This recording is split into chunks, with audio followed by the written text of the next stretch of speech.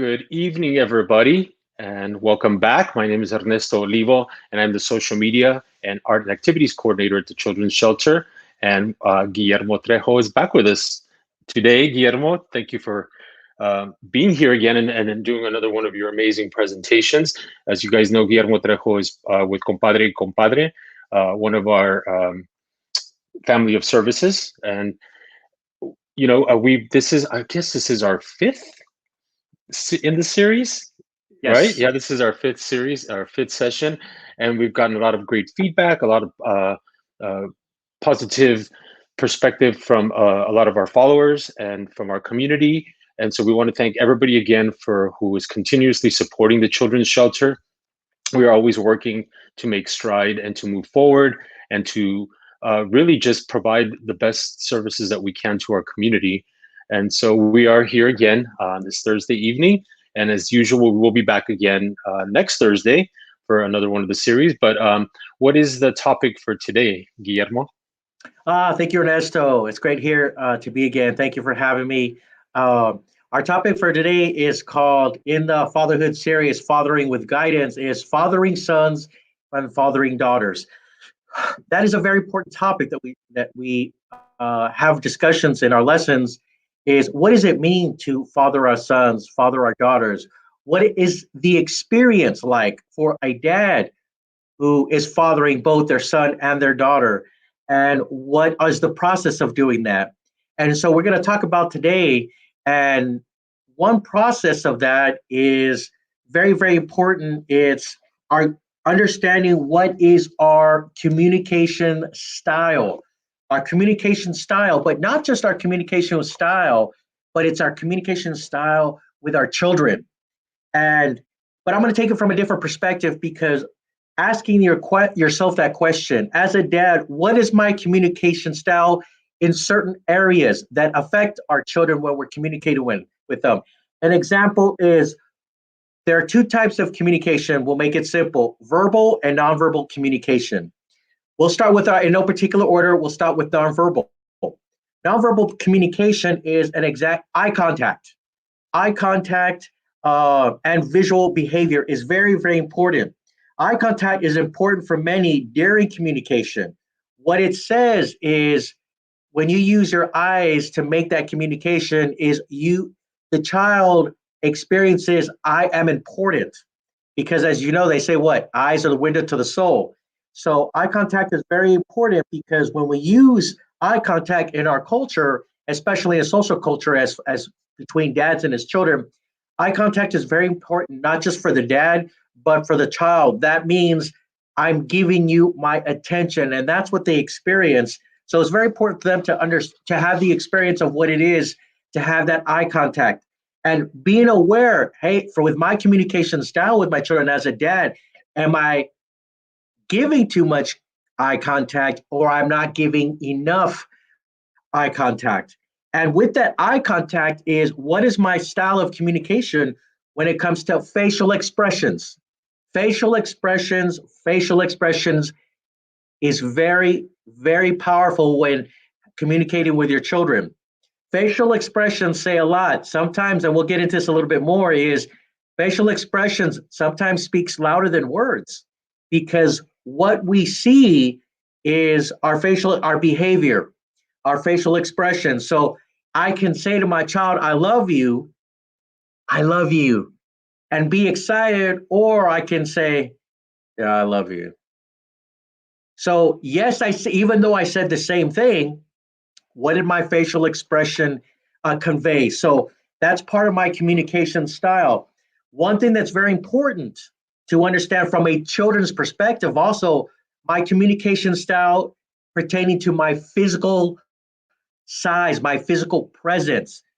For a dad that's 6'4", when you go up to your 5-year, 7-year-old, 8-year-old, 9-year-old child, to your child, you look like a giant, and sometimes more than not, that can be intimidating. So sometimes when we are communicating with our child, being aware of my physical presence, and sometimes it's okay to say, hey, I see my child is like this. Maybe I need to take a step back and not be not just impose my physical presence. When adults are talking to adults, that's different. But when a child, physical presence and physical size and stature does matter. And the other thing that children listen to when it comes to communicating with my children is what is our style of communication is body language. So body language is very, very important. And children actually do pay attention to more body language and facial expressions rather than the words that are coming out. So my behavior is my body language. Am I relaxed? Am my anxieties up? Am I being tense? Is my hands open? Are my hands relaxed? Are my hands tensing? Is my body tensing? My face tensing up? So body language is relaxed, open, and when you do that, children get that sense of relaxation. And when children feel that relaxed, when dad's relaxed, the child relaxes. So that is a communication style with children that we need to be aware of. The body language, the facial expressions, my physical presence, those are very important things to be aware of. And so when we have that style of active communication, one thing that goes into the active communication is now the verbal elements of communication. One of the biggest things that children actually really first understand is basically the tone of voice, the pitch. Along with the tone and pitch of the voice comes the facial expressions. So tone can either escalate or de-escalate a situation when communicating with our children. And dads and parents want to communicate something of importance to their child. They want to communicate a change of behavior for their children that's not in their best interest. So our tone, facial expressions, physical demeanor, we need to be aware is what is our style of communication concerning those needs, those areas. And when we do that, that sets up the foundation of making what's called reflective listening very, very important to experience for both the dad and the child. But reflective listening is not just necessarily, let me reflect back to you what I heard. It is. But there's another component missing when it comes to communication style with your children. Reflective listening is just not reflecting back what I heard, the facts, the data. When communicating with our child, it's important for the dad to understand that what makes reflective listening very effective is I reflect back the emotions and feelings attached to the experience, attached to the fact. So when we listen more to the emotions and feelings of the experience of the emotions and feelings attached to the facts, attached to the experience, that's what makes reflective listening very powerful to their children. And when doing so, the child feels, the child is less likely to feel fear, to close down. And what every parent wants, Ernesto, is for their child to be honest about their experiences, about their emotions and feelings. So a little bit of side bit, what's the difference between being honest and being truthful? We want our children to be truthful, but we also want our children to be honest. So understanding the difference when it comes to communicating, what's the difference between my child being truthful and my child being honest? When you want your child to be truthful in reflective listening, that means you want your child to state the facts, what actually happened. So that's what being truthful means, the facts, the data. When you say, I want you to be honest with me, honesty has everything to do with the experience of my emotions, my feelings concerning the experience. So that's the difference. And that sets up with reflective listening, the foundation to be more of what is my child telling me. And we want our child to feel free to express the honesty of their emotions and feelings, and at the same time, be truthful about the experience and facts of what happened. So when we learn to do that with that communication style, one way we can achieve that is something called the therapeutic play. The therapeutic play is a very powerful component that a dad can utilize in his toolbox. So what's the therapeutic play? Therapeutic play is something that is self-administered by the child. The child takes the lead in this play. Therapeutic play often happens spontaneously. It's also there's no necessarily a set pattern or set rules they go by, but the therapeutic play has many beneficial effects upon the child's development, and indeed, it is essential for their development. So, therapeutic play has an objective. It's improving the emotional development of the behavior and the well-being of the child. And dad is able to give that therapeutic play experience to his child.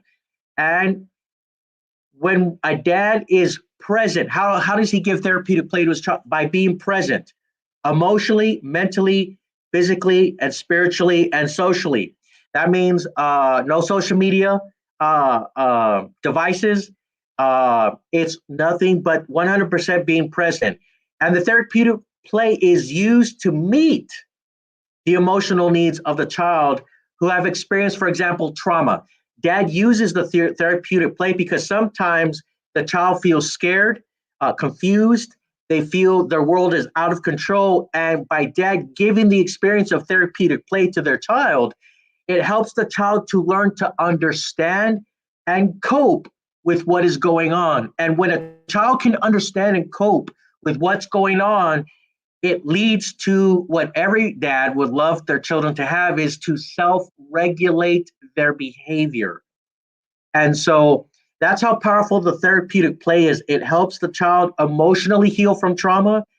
And when that happens, the communication, how the dad fathered his son, fathered his daughter, becomes very beneficial. So, what are some examples of play in the therapeutic play? Creating a visualization, story time. We are using arts and crafts. We're also playing one of very powerful experience of therapeutic play is playing with the elements, earth, like playing with dirt, wind, the air, water, playing with water. I know fire is part of the elements, but we can refrain from playing with No fire. The fire. only thing No fire. no fire. The only thing that would be good using fire is a campfire. Hey, let's make a campfire with the presence of dad at all times. But playing, allowing the child to play with the dirt, play with the air, blowing bubbles, playing with the water. That is very therapeutic for the child to help heal the relationship of the child between child and dad. And one thing that I want dads to really understand the therapeutic play experience is this. When it comes to play, always remember play is a child's language and toys are their words. If you really want to understand what your child is going through, play with your children because through their language, they will tell you through the words of their toys. And that's the therapeutic play experience. And that's one way of communicating with your child. So one thing I would like to add is how do we do that? How do we give the therapeutic play? How do we make communication successful? Is by something that a dad does very, very, very effectively, very eloquently, is plain and simple role modeling. So, role modeling, what is role modeling? Role modeling is simply by role modeling my behavior, I am teaching my child what is appropriate and what is not appropriate. I think we have not given role modeling its due justice on how powerful and effective it is. So, a role model is a tool that a dad can use to help communicate with his children. So, what does it mean by role modeling for my son? So, role modeling for my son means sons will learn and begin to understand from their fathers what it is to be a boy, what it is to be a teenager, what it is to be a young man through the connection and the relationship between father and son. So he will learn what it is to be a boy. He will learn uh, what it is to just be having that relationship with his dad. Now, when he does that, a son will learn how to practice relating to his mother, to his sister. And how does he do that? He will practice learning through how he sees his dad interact with his sister, with the mother. And that's how he will learn how to interact. A son will learn how to be a man through the interactions with his father, and the hobbies and the styles and the patterns of how the dad conducts himself through crisis, socialization. And so, role modeling for my son, what is it that I want to teach my son? What's acceptable? What is not acceptable? Um, Here's a prime example.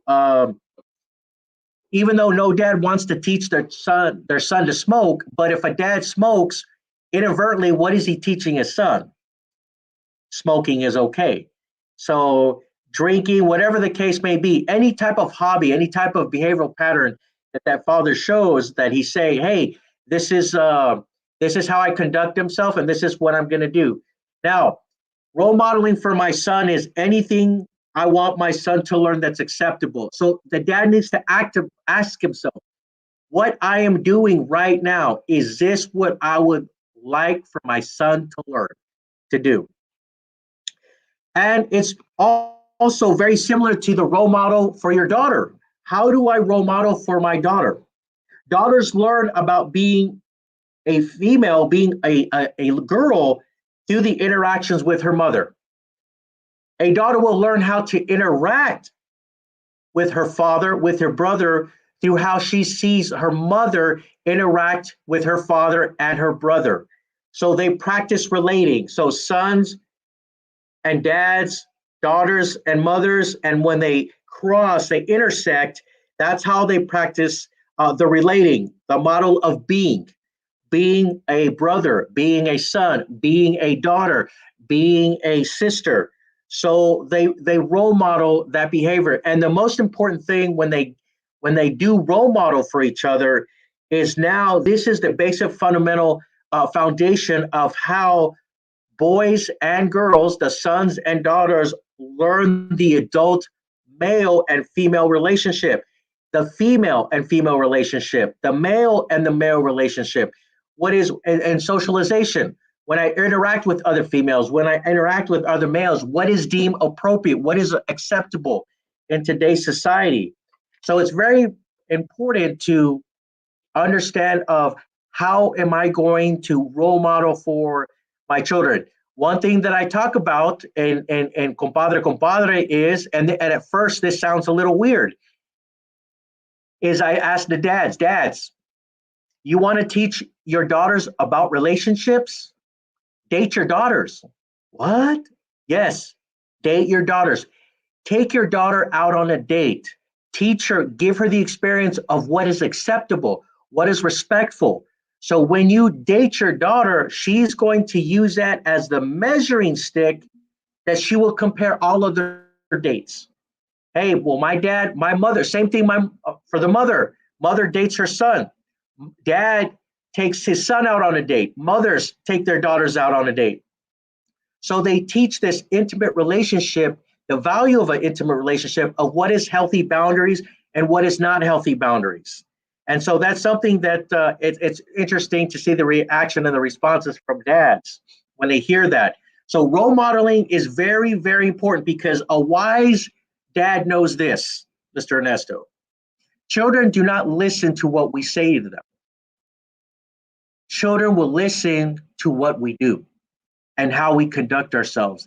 And that, when we have that understanding and that insight, that's how we see how important, how powerful role modeling is. And so when we can do that, it brings us to something that all our children want to experience, is learning to relate to mom and dad. And everything that a dad and a mom want to do is relate with their children. So it's interesting that when we ask this question to our dads, were any of you born fully grown adults, or were we born into as an infant child?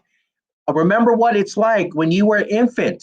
Remember what it's like, not an infant, but remember when you were a child. Remember when you were a young child, when you were a young teenager, when you were a young adult, when you were 30. Remember those experiences because that's what they're going through. That's what they're experiencing. So learning to relate, having that dialogue. We talked about communication a few weeks ago is when you communicate, we want to communicate through dialogue.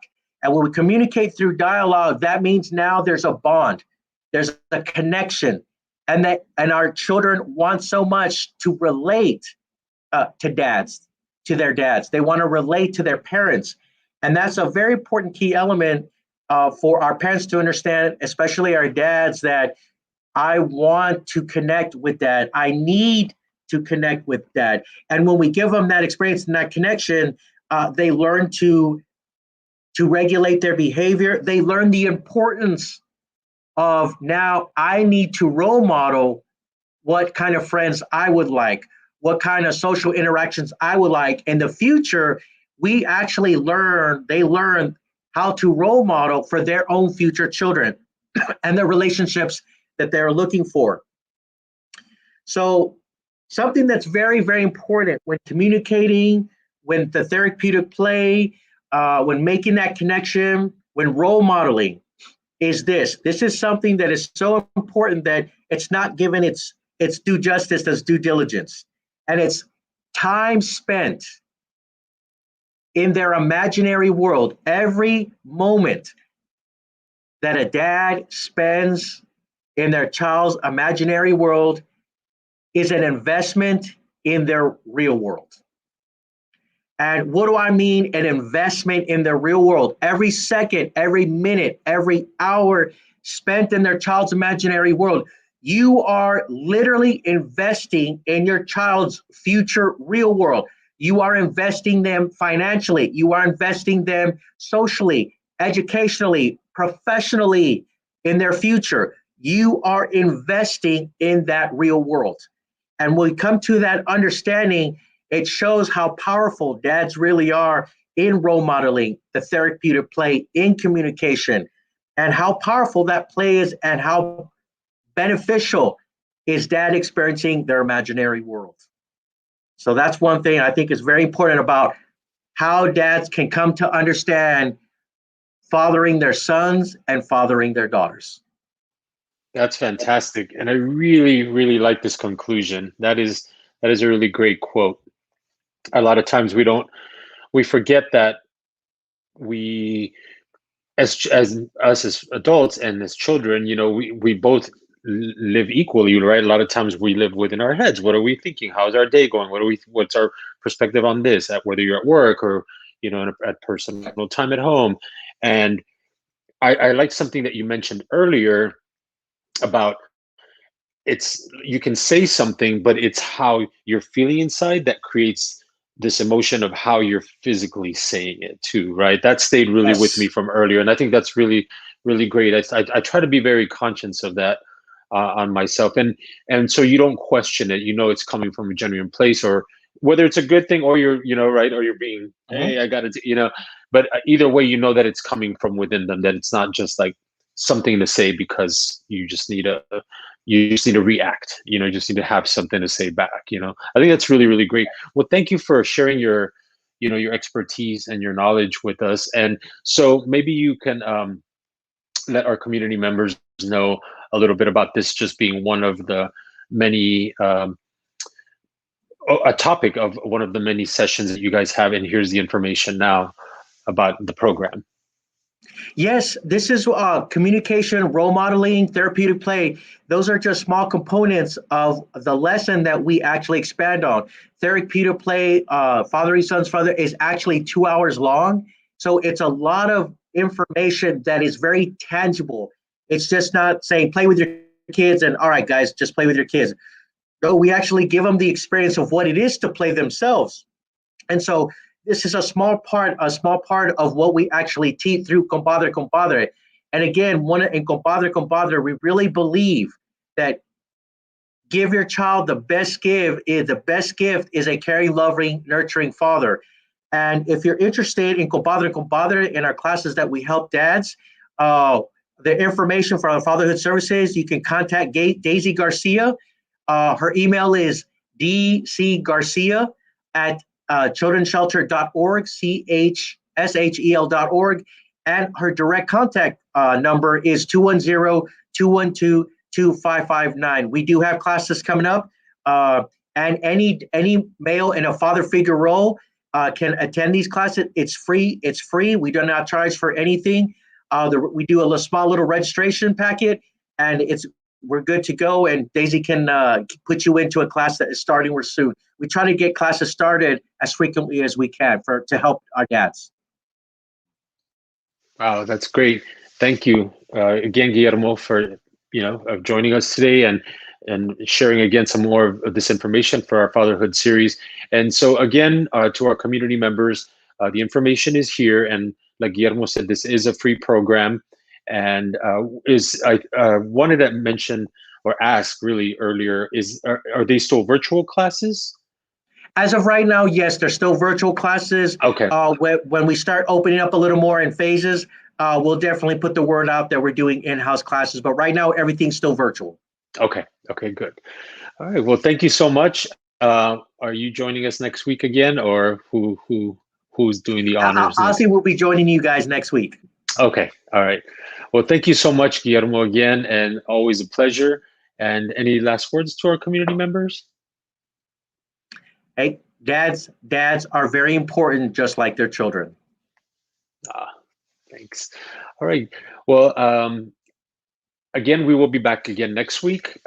Thanks for those of you who tuned in today. And again, all these videos are archived, so they will be continuously displayed on our Facebook pages and on our YouTube page, and which I will actually initially at some point will put these videos together, and then there will be a link so that we can actually have all these videos tied in together so people have access to this whole series. So thank you so much again, Guillermo.